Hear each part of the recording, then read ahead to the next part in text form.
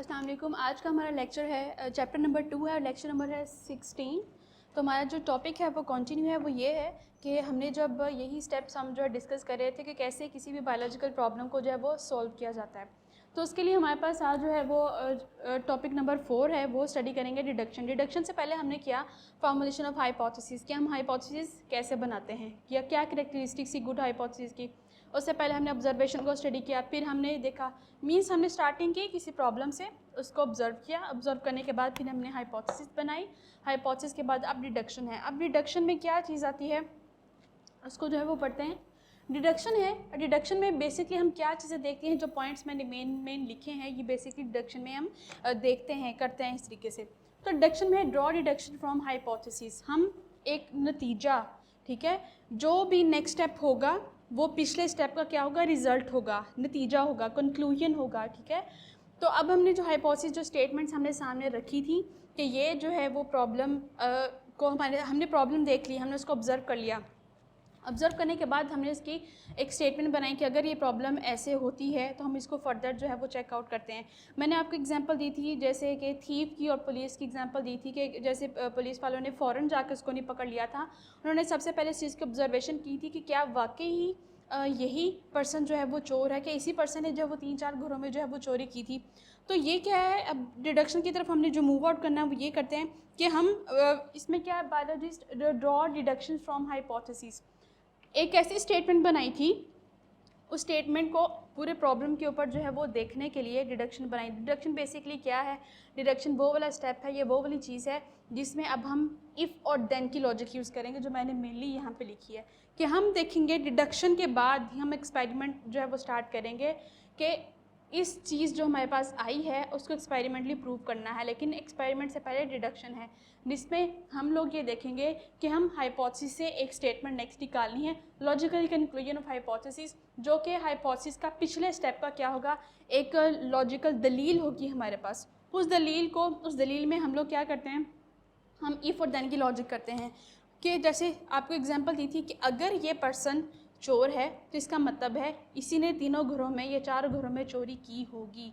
तो हम इफ़ और देन की लॉजिक यूज़ करेंगे इसमें, जो कि मेन जो है वो पॉइंट है। अब इसमें भी आप लोगों ने ये पूरा टॉपिक ही याद करना है, जितने भी स्टेप्स हैं बायोलॉजिकल मेथड के, ये सारे के सारे जो है वो इम्पॉर्टेंट है, वो आपने कंप्लीट याद करने हैं ये स्टेप।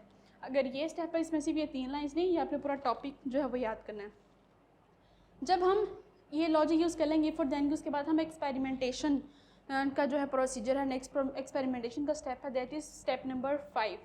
अब ये लाइन्स सबसे फर्स्ट पे लिखी हुई इस टॉपिक में, that is a basic step of biological method, ठीक है। एक्सपेरिमेंटेशन जो है, तजर्बा, ये किसी भी स्टेप का बहुत इंपॉर्टेंट है। हमने आपको पढ़ा दिया, पढ़ाने के बाद हम आप लोगों से क्या करते हैं, रिज़ल्ट जब निकालने से पहले हम आप लोगों के जो टेस्ट वर्कशीट्स, पेपर्स जो है वो लेते हैं। तो आप लोगों के जो पेपर्स लेना वो क्या है, वो चीज़ ये देखनी होती है कि हमने जो आपको पढ़ाया है, ठीक है, उसमें आप लोग कितना रिज़ल्ट हमें दे रहे हैं, और एक्सपेरिमेंट के बाद ही हम लोग जो है वो रिज़ल्ट निकालते हैं, जो कि हमारे जो है वो नेक्स्ट स्टेप्स होंगे। तो बेसिकली एक्सपेरिमेंट में क्या है, इसको अंडरलाइन कर लें आप, ये वाली जो लाइन है फर्स्ट पे, that is a basic step of biological method. आपसे पूछा जा सकता है एमसीक्यूज़ में कि कौन सा स्टेप जो है वो बायोलॉजिकल मेथड का मोस्ट इंपॉर्टेंट है, ये बेसिक स्टेप है, तो आप बताएंगे experimentation is a most basic step of biological method. कोई भी मेथड है, कोई भी चीज़ है, हम साइंस में एक्सपेरिमेंट्स के बगैर जो है वो उसको प्रूव नहीं कर सकते। उसके बाद नेक्स्ट है perform experiment to see hypothesis are true और नॉट। हम जो एक्सपेरिमेंट्स करते हैं वो इसलिए करते हैं, हम देखें कि हमने जो हमारे जो पिछले प्रीवियसली जो स्टेप्स चलते आ रहे हैं, क्या वो स्टेप्स हमारे अब तक सही जा रहे हैं या नहीं जा रहे। जो हमने स्टेटमेंट बनाई है, हम जो डिडक्शन जो है वो चेकआउट करने के लिए जो अब जा रहे हैं, वो हमारे सही है कि नहीं। अब हम एक्सपेरिमेंट जब करते हैं तो एक्सपेरिमेंट में बेसिकली हमारे पास ये होता है दो। देखें, जब भी कोई ऐसे एक्सपेरिमेंट होते हैं इंटरनेशनल लेवल पे, नेशनल लेवल पे, या साइंटिफिक एक्सपेरिमेंट जो होते हैं, उसमें हमेशा 2 ग्रुप्स होते हैं। एक वो ग्रुप होता है जो उस एक्सपेरिमेंट को, जिसने एक बात कही, अपनी बात को प्रूफ करने के लिए जो है वो स्टेप करता है, एक्सपेरिमेंट करता है। दूसरा उसका ओपोजिशन ग्रुप होता है, ठीक है, जो उस चीज़ को डिसप्रूव करने की ट्राई करता है। जो जिसने बात कही है वो अपना एक्सपेरिमेंट करेगा, उसका जो अपोजिशन है, जो अपोजिट है, वो अपना एक्सपेरिमेंट करेगा।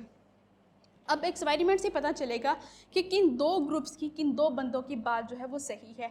अगर मैं एक बात कह रही हूँ, मैं उसको एक्सपेरिमेंटली प्रूफ करके बताऊँगी, मैं उसको ज़ुबानी नहीं बता सकती। अगर मेरी कोई अपोजिशन में है तो वो भी अपना एक्सपेरिमेंट करके जो वो बात कर रहा है, अगर उसका एक्सपेरिमेंट उसकी बात के अकॉर्डिंग सही आ गया है, इसका मतलब उसकी बात सही है, उसका एक्सपेरिमेंट सही है। ये बातें एक्सपेरिमेंटली प्रूफ होती हैं तो ही आगे जाके जो है वो ये लॉ थ्योरीज़ वगैरह जो है बनती हैं। अब जो एक्सपेरिमेंट है, इसीलिए क्यों कहा गया इसको basic step of biological method, कि ये डिसाइड करेगा कि हम जो बात कह रहे हैं अपनी तरफ से, जो हमने बात ऑब्जर्व की है, क्या वो बात हमारी सही है या नहीं। अब जैसे ही अगर तो एक्सपेरिमेंटली बुक में ही टॉपिक में ही बताया कि अगर हम जो है ये एक्सपेरिमेंट करने के बाद हम इस चीज़ को प्रूफ कर दें कि जो मैंने बात कही है, मेरा एक्सपेरिमेंट उस पर लाई करता है, ठीक है, उस पर जो है वो अकोमोडेट कर रहा है, तो मेरी बात सही है, अपोजिशन की है तो अपोजिशन सही है। अब अगर मेरा एक्सपेरिमेंट गलत हो जाता है तो मेरा वो काम वहीं पे स्टॉप हो जाएगा, ठीक है। मैं जब तक मेरा आंसर मेरे अकॉर्डिंग सही नहीं आ जाता, मेरा एक्सपेरिमेंट सही नहीं आ जाता, मैं उस चीज़ को लॉजिकली प्रूव नहीं कर सकती, ठीक है। तो अगर ओपोजिशन का जो है वो आंसर गलत आ गया, उसका एक्सपेरिमेंट उसकी बात के अकॉर्डिंग जो है वो प्रूव नहीं करेगा, तो उसकी स्टेटमेंट जो है वो रॉन्ग होगी, वो काम वहीं पर रुक जाएगा, ठीक है। तो ये एक्सपेरिमेंटेशन का जो है ये बेनिफिट है कि ये आपको बताएगा कैसे जो है अब यहाँ पे वर्ड लिखा हुआ है रिगोरस टेस्टिंग। तो रिगोरस टेस्टिंग होता है सख्ती से, कि हम अपनी बात को प्रूव करने के लिए जहाँ तक जितने भी एक्सपेरिमेंट कर सकते हैं ना वो हम करेंगे, क्योंकि अगर एक्सपेरिमेंट प्रूव हो गया, उसने मेरी बात को प्रूव कर दिया, तो ये पूरी साइंस में एक जो कह ले कि थ्योरी और लॉ जो है वो बनता है, उसकी इंपॉर्टेंस होती है, उसकी वैल्यू होती है, जो चीज़ हम एक्सपेरिमेंटली जो है प्रूव करते हैं।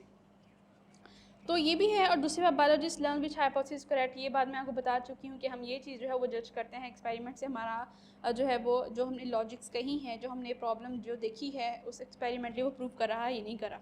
तो अगर वही बात मैंने आपको बताई सेकंड पैराग्राफ में कि अगर हमारी हाइपोथेसिस रिजेक्ट हो जाती है और दूसरे की एक्सेप्ट हो जाती है, तो हमें अपने इस प्रोसेस को यहीं पर जो है वो रोकना पड़ेगा।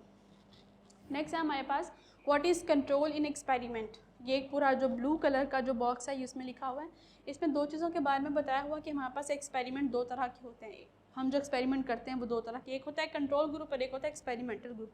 जो तो हमारे पास कंट्रोल ग्रुप होता है उसमें आप अपनी मर्जी से चेंजेस कर सकते हैं। मीन्स हमने दो प्लांट्स रखे, अब हमने ये देखना है फोटोसिंथेसिस के लिए कार्बन डाइऑक्साइड कितनी इंपॉर्टेंट है। अब हम देखेंगे एक ग्रुप जो है, जो एक प्लांट है उसको हम कार्बन डाइऑक्साइड फ्रीली अवेलेबल दे देंगे, मतलब कोई लिमिट नहीं है। और जो दूसरा ग्रुप है हम उसके अंदर कोई कार्बन डाइऑक्साइड नहीं दे रहे, जो दूसरा प्लांट है हम उसको कार्बन डाइऑक्साइड नहीं दे रहे।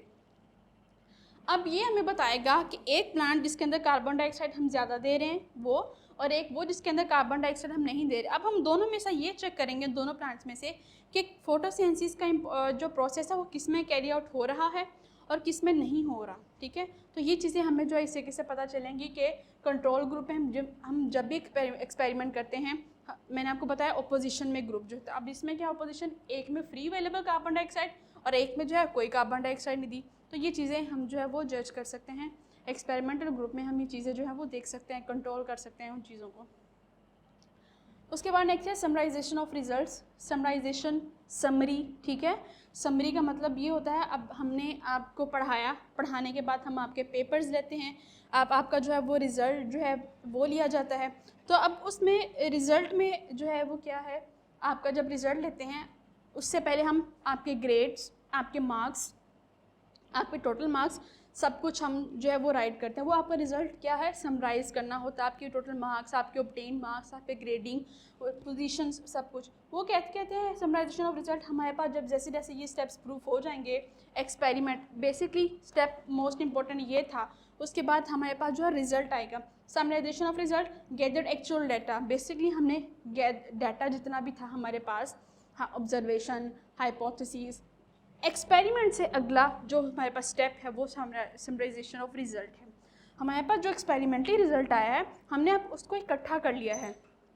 तो ये कैसे जो है वो गैदर करते हैं हम एक्चुअली जो है अपना डाटा, और दैट इज़ हम उसको जब हमारे पास जो रिज़ल्ट आते हैं हम उसको मैथमेटिकली कैलकुलेशन जो है हम जो है वो चेक करते हैं। तो इसमें हमारे पास स्टैटिस्टिकली वैल्यू जो हमारे पास आती हैं, हम वो देखते हैं टेबल्स की फॉर्म में, ठीक है, टेबल्स है, ग्राफ्स की फॉर्म में हम डाटा जो इकट्ठा कर लेते हैं। नेक्स्ट हमारे पास है रिपोर्टिंग द रिज़ल्ट, कि हम नेक्स्ट अब रिपोर्ट करना है। रिपोर्ट कैसे, रिपोर्ट का मतलब ये कि जो भी हमारे पास डाटा जो है वो आ गया है, अब वो डाटा जो है, जो रिज़ल्ट है वो आपके पेरेंट्स को देना है।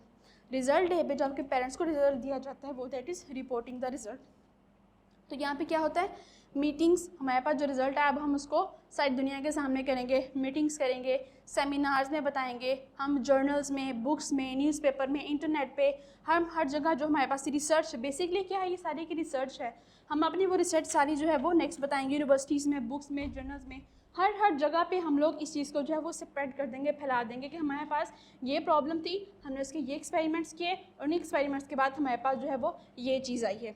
तो ये है हमारे पास रिपोर्टिंग ऑफ द रिज़ल्ट यहाँ पे। अब रिपोर्टिंग ऑफ रिज़ल्ट में लास्ट लाइन में जो है वो लिखा हुआ है कि ये जो हमारे पास रिज़ल्ट आता है, ये it allows other people to verify the result और apply the knowledge solve the problems. अब हमारे पास अगर हम ये चीज़ जो काम करते हैं, एक और लिखी हुई है publishing of result essential part of scientific method. हम बेसिकली हम किस चीज़ को कर रहे हैं, हम अपने रिजल्ट्स को पब्लिश कर रहे हैं। तो पब्लिश करने के बाद जो लोग इस न्यूज़पेपर में इंटरेस्ट होता है लोगों को बेसिकली, तो उसमें जो इन चीज़ों को स्टडी करते हैं, स्टडी करने के बाद फिर उन लोगों के अंदर भी एक चीज़ जो है वो एक्टिवेट हो कि हम भी इस किस्म की जो रिसर्च करें, हम भी इस चीज़ पे जो रिसर्च करें जैसे इन्होंने की है। तो इसी तरीके से रिसर्च का काम कंटिन्यू होता है कि जिन लोगों ने पहले रिसर्च किया उसको भी रीड आउट करना है, उसके बाद नेक्स्ट जो है वो फर्दर चेकआउट करना है। तो इससे क्या है, प्रॉब्लम को सॉल्व करने में आसानी मिलती है। तो हमारे पास आज जो है वो स्टेप्स कंप्लीट हो गया। नेक्स्ट हम जो है इसको एग्जांपल के तौर पे लेंगे, study of malaria example biological method के जो है वो बायोलॉजिकल प्रॉब्लम को सॉल्व करने के लिए। आज हमने जो है यहाँ तक मेरे बेसिक स्टेप्स जो थे वो हमने कंप्लीट किए, कल एग्जांपल के साथ पढ़ेंगे। आज के लिए इतना ही काफ़ी है। काइंडली इनको अच्छे तरीके से याद किया जाएगा। ख़ास तौर पे ये क्वेश्चन पूछ लिया जाता है 2 मार्क्स का, summarization of result and reporting the result, ठीक है, और एक्सपेरिमेंटेशन भी के भी जो है इंपॉर्टेंट है। थैंक यू, अल्लाह हाफिज़।